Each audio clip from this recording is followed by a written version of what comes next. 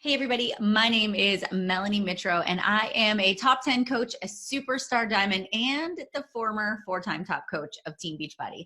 I am excited to be a part of this summit experience, this virtual summit experience, and really bring to you some knowledge, some experience, some expertise in sort of the arena of creating some systems to really help you drive productivity in your organization. And I truly believe that everything rises and falls on leadership and the way that we think about the way we do business. And so today we're going to talk a little bit about your thought process. We're going to talk a little bit about leadership, but we're also going to talk about the systems that you're putting in place that allow you to really elevate your business. You know, I found that as I sort of worked through that continuum from brand new coach in 2011 with no social media experience, less than 100 friends on Facebook, no idea how to actually sell a product, run a challenge group. As I walked through that continuum, I went through so many transitions. And the one big transition was moving from somebody that just is running these challenge groups and doing this business because it's fun and it's just exciting and it's kind of a hobby. It's something for me to do outside of being a mom and a wife, but to really seeing the potential for this to be a legitimate business that actually creates freedom and income beyond my wildest dreams. And when I started moving from hobby coach to business building coach, CEO of my life, a lot of things started happening. So the first thing that we're going to dive into today is just laying the foundation for the way that you think. And when you think about this, I really want you to say, okay, I want to be a proactive leader. And I can't think of a better example than one that I heard from John Maxwell. It was just a couple of months ago. He did this series on leading through crisis. And he shared a story about his dad and how he watched his dad through the depression, and the actions and the choices his father made actually shaped the way that he thinks about life and business and leadership today. So during the depression, a lot of people losing their jobs and people were standing in lines to get food on a daily basis. And instead of John's dad standing in that line, he thought, I'm going to go to every single hardware store and I'm going to offer up my services for free. He would walk into a hardware store and he would say to the owner, hey, I'd like to do some work for you today. And the owner, every owner would say, you know, thank you so much, sir, but unfortunately we can't afford to pay you. And he would say, it's no big deal. Like, I'd be happy to work here for free. Just please tell me how I can help. And so they would put him to work and he would work an entire day in this hardware store, as hard as he could work. And at the end of the day, the owners would thank him for his work that day and they would apologize profusely because they couldn't afford to pay him. And he would say, listen, I have one request. And he would say, the owners would say, well, what is it? What's the request? And he'd say, you know what? If there is a position that becomes available, will you just remember me? And the owners would always say, yes, absolutely. We'll remember your name. And day after day, he would go to hardware store after hardware store to offer his services. And nothing happened initially, but after a couple of weeks, the phone rang. And it was one of the owners of the hardware store that he had helped at. And they said, you know, sir, we don't have enough work to give you a full-time job, but we would love to give you a part-time job. Absolutely. He was in. He took the part-time job, and then the phone rang again, and it was somebody else asking if he would be interested in a part-time position. And so he accepted that position. And what started to happen was these phone calls came in, and his father was able to create an income to sustain his family during the depression. And you see, that is really what we're talking about here with leadership. It is not just, woe is me, or this is the current situation of life, there's nothing I can do to change it. It is, how do I think outside of the box? How do I stand out? How do I think about ways that I can be proactive in my business and in my life instead of reactive? And as a leader, the minute I started to shift my thinking from, I am not going to focus on what is going wrong in society, in life, in business, with technology, as even just social media changes and the way we've done business over the past 9 years has really changed. I'm always saying, okay, well, how do I adapt to this change? How do I not react to it? How do I kind of see the trend coming and respond? And so my business has been able to exponentially grow because I'm not in defensive mode. I'm in the offense. I'm always thinking 2 to 3 steps ahead. I'm always paying attention to the trends. And by no means at all do I ever think that I have all the answers. Because sometimes confidence, being overly confident can kind of shoot you in the foot because you kind of think you know it all. And even being 9 years into this business, I get no greater joy than listening to all of you in the roundtable and on National Wake Up Calls talk about what you've been able to accomplish and do and how you're doing it differently. Because I want to learn from you. Because I don't want to ever be left in the dust as somebody that didn't evolve and change. So mindset is where it all begins. And then once we kind of get into this frame of mind is I'm a leader, I'm in charge of my organization, I'm in charge of leading people. The second thing before we get into systems is how do we communicate that? And as a leader, we have to effectively communicate our vision all the time. It is not enough to just do it one time a day. Or not one time a day, one time a month, or one time a year, or one time a quarter. I am constantly, with every conversation, with every team call or leadership or new coach mentorship call that I'm doing, I'm talking about where we're going. I'm talking about the role that every person plays in the organization, from brand new coach to, veteran coach to people that have been hobby coaches and now are working the business. I want people to know how what they do actually impacts how our team grows, how our team expands, and the impact that we make. And I have this little whiteboard sitting in front of me right now because I just did this over the past week where I just went into my team page and I went live. And I actually kind of do it most of the times. I do it around when the numbers come out because I want my team to know why we are working towards being a top team in the company or an elite team or insert whatever your goal may be. And so my why isn't just Melanie Mitro wants to be an elite coach. It is, what does being an elite team actually do for all of you? How does you, as the coach hitting Success Club, actually help you grow towards your goals? Or how does you becoming Diamond or Star Diamond or Success Starter, how does that help your organization? But then how does that contribute to the good of us all? So I'm always talking about the why, and then I'm talking about the who. And I actually walk through each category of coach in our organization and talk about how you contribute and what the point differentiation is between a Success Starter and somebody going Diamond to 1-star all the way up to, being a Success Club earner. I also talk about the how. How are we going to get there? What does that look like? What am I committed to doing as the leader? How am I going to lead you and help you navigate through all of the ups and downs in building a business? And then ownership. I'm really going to challenge my team to take ownership, and I'm going to talk about the fact that I'm not your boss. I'm not the kind of person that is going to stand over you and tell you what to do 24/7 or be kind of like, did you invite today? Did you send those follow-ups today? Did you turn in your tracker? I'm not going to be a micromanager. I am going to meet you where you're at. And that's the kind of business owner I want you to strive to be in the organization. I want you to develop is a cohesive group of people that work together, but are also independent and motivated. All right. So I communicate that vision. So now that my team knows, okay, this is where we're going, now I need to come in with the systems to be able to say, and this is how we move through the funnel. And the very first thing that I personally do, it's when new coaches come into the organization, I have an onboarding process. I mean, I've done everything from over training to the opposite end where I just kind of let people figure it out. And I've kind of landed at the middle. And these are the things that I know to be the most beneficial and key indicators of success. And that is, I have a lot of touch points with my new coaches. And I really categorize new, like even the first 6 months that they're in business, they're still very much new.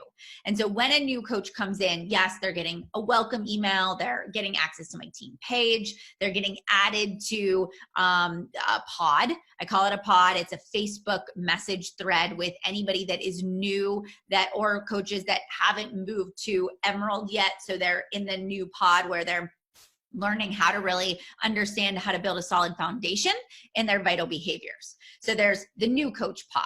There is the training website that I've created that basically is what we teach in the Champs page, you know, the lessons that have been created about how to start your business. And then I just put my own spin on it, my own resources, my own examples of the way I do things.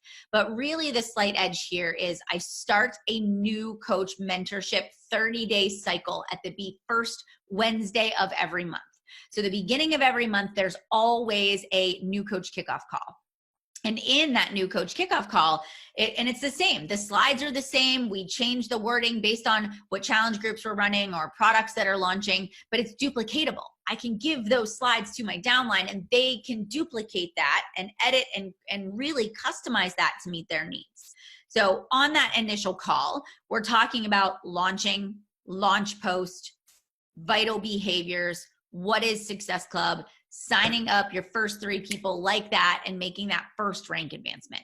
We're talking about mindset and commitment to your own health and fitness journey. Okay. And that's standard. That happens in call 1. And then it is 3 or 4 calls, depending on how many Wednesdays there are in a month. And so each week it's the same. We just rotate the themes every month. And it is, okay, week 1 is, did you launch yet? Are you consistent on social? What does consistent look like? We're giving examples. We're also talking about inviting. What does inviting look like? Examples. We're giving action items of go invite X amount of people. Then on the second call, we're talking about objections. How do you handle the objections once you get them? Have you lost a little bit of your momentum because you've had some no's and some people that have maybe ghosted you and ignored you, or maybe you've gotten sort of, some jabs, some negative jabs from people on your social about this new business you're running. So we're building up confidence. We're giving them scripts and wording to handle objections. Third week of calls, we're talking about running successful challenge groups and how everything rises and falls on creating customer results so that you have a bank of testimonials that build your credibility. We talk more about your own mindset and staying accountable and being disciplined, and really what that's going to create. Your discipline over time is going to create the results. And then on the last call, I like to call it the Hail Mary call. And that's really where it's like, it's the last week of the month or the last day of the month. What do we need to do to reach our goals? How do we make sure that we can look back at the past 30 days and say, I couldn't have given it a fingernail more? This is follow-ups. This is, incentives. This is asking for a favor, posting on social media, stories, call to actions, exclusivity, all of those things that we teach them for how to really make their first month a success. So our onboarding system, right, is really hands-on. It's the pod, it is the calls, and it is the training that they can work through on their own, but we are encouraging them to get into action right away. The next thing that I do that I feel like has been so helpful, and especially for all of you as your organizations start to grow, is we do something called Rising Stars. So I have a Facebook group that is private, that is just for personally sponsored and downline diamond and above coaches. You have to be diamond or above to be in that group, and we periodically clean it out with people that have lost their rank and haven't gotten it back, okay? We give them like a 30-day notice before we actually remove them. But this is where we have elevated conversation. This is where we talk about your diamond, now what? How do we create a solid diamond organization? How do we start moving you towards 2-star? Why is 2-star important? We talk about the road to elite. We talk about how to launch a program, but how to actually create a marketing plan for your downline. How do you communicate your vision? How do you recruit, right? All of those things. So it's things that wouldn't necessarily apply to a brand new coach, but it's elevated conversation. It's also a place for leaders to come in and ask questions maybe about their teams where it's a safe place, right? So it is giving people community. It is allowing us to mentor people where they are at. And it really is that exclusivity, and people truly love being a part of those Wednesday conversations. So every Wednesday morning at 9 a.m. Eastern time, We call it coffee and conversation. We get together, we have a different topic. Sometimes it's a guest speaker, sometimes it's me, but it's really my way to get a pulse on the organization, where we're at. I can really, help them troubleshoot, and I get to work with the whole entire organization there. Okay. The next thing that I will say is, as I'm really getting into leading, I really am looking at my calendar very differently. And as a leader and growing an organization, I know that my time is going to shift. So as you're growing, I will say I still spent all the way up until I was kind of making that income level that I was striving towards. My time was still spent on my personal business. I would say like a good 75 to 80% of my time was spent building my business, signing up new coaches, signing up new customers, hitting high success club numbers, mentoring my new people. And I knew that as a business owner, I needed to think of my business in terms of buckets.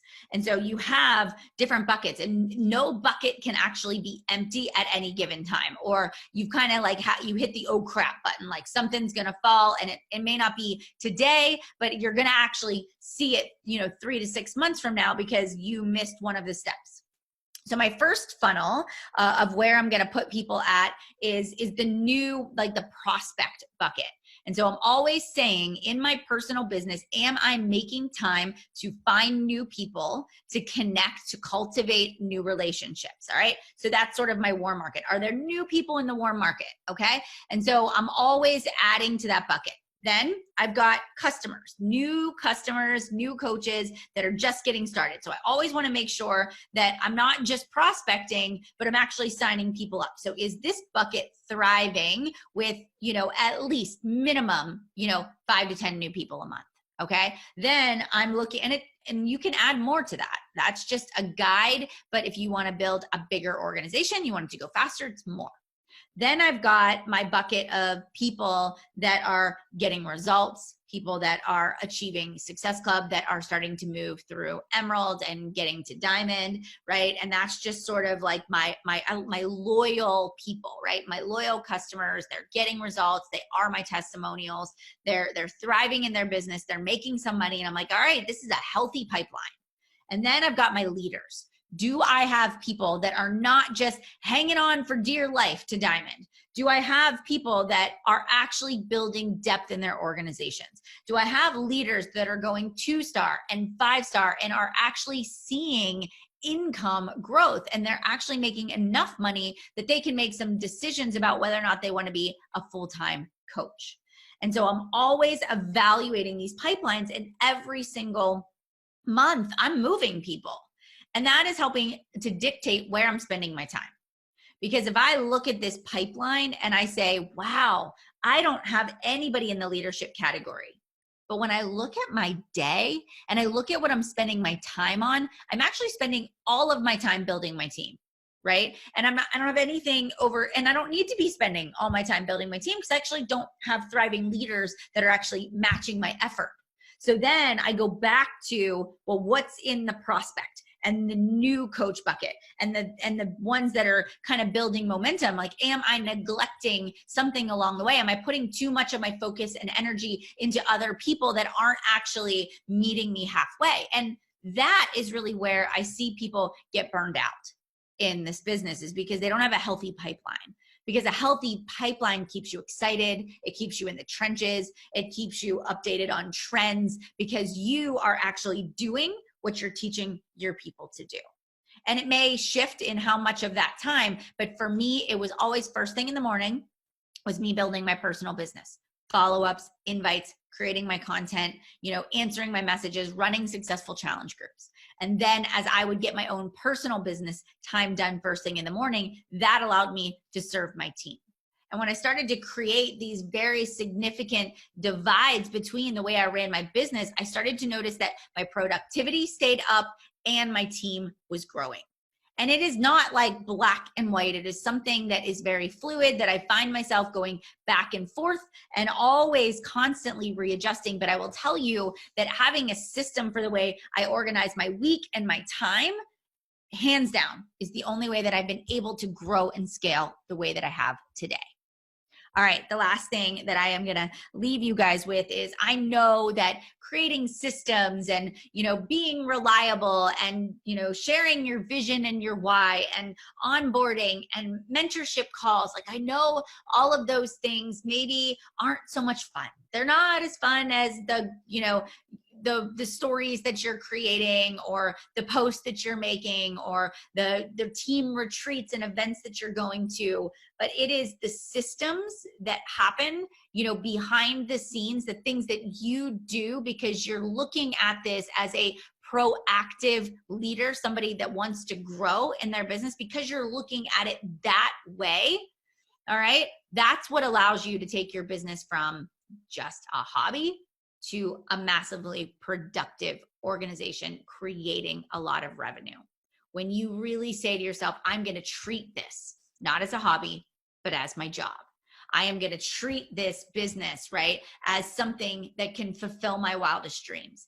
And I may not want to do it the way that Melanie has done it, but what can I take from what she's sharing here today and put some structure into my own business that's going to allow me to maybe decrease my anxiety or feel maybe less overwhelmed by the amount of work that I have to do and really truly feel like I'm serving the needs of the people I have, yet still growing my bottom line.